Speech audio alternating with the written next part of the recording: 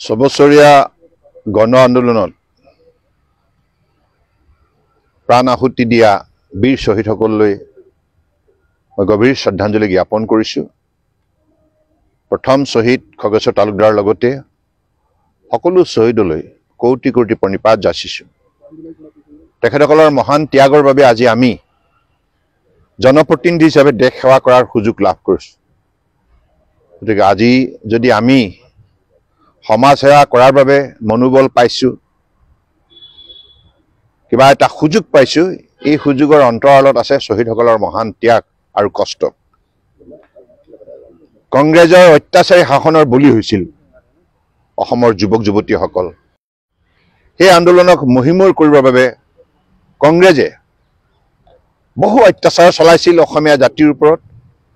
তাৰ ফলত শ শ যুৱক যুৱতী আত্মবলিদান দিব লগা হৈছে আৰু লক্ষজনেও শাৰীৰিকভাৱে নিৰ্যাতন ভুগিব লগা হৈছিল, মানসিকভাৱে নিৰ্যাতন ভুগিব লগা হৈছিল। গতিকে আজিৰ তাৰিখত কংগ্ৰেছে জাতীয়তাবাদৰ কথা কয়, কিন্তু এই কংগ্ৰেছেই তেখেতসকলৰ শাসনকালত যি অত্যাচাৰ অসমীয়া জাতিৰ ওপৰত চলাইছে, অসমীয়া জাতিয়ে কেতিয়াও পাহৰিব নোৱাৰে। গতিকে আজি শ্বহীদ দিৱস সমগ্ৰ অসমতেই অত্যন্ত শ্ৰদ্ধা ভক্তিৰে অসমীয়া ৰাইজে বীৰ শ্বহীদসকললৈ শ্ৰদ্ধাঞ্জলি জনাইছে।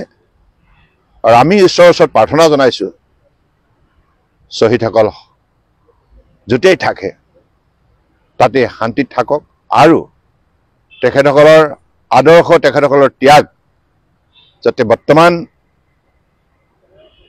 জীয়াই থকাসকলে তাক নিষ্ঠাৰে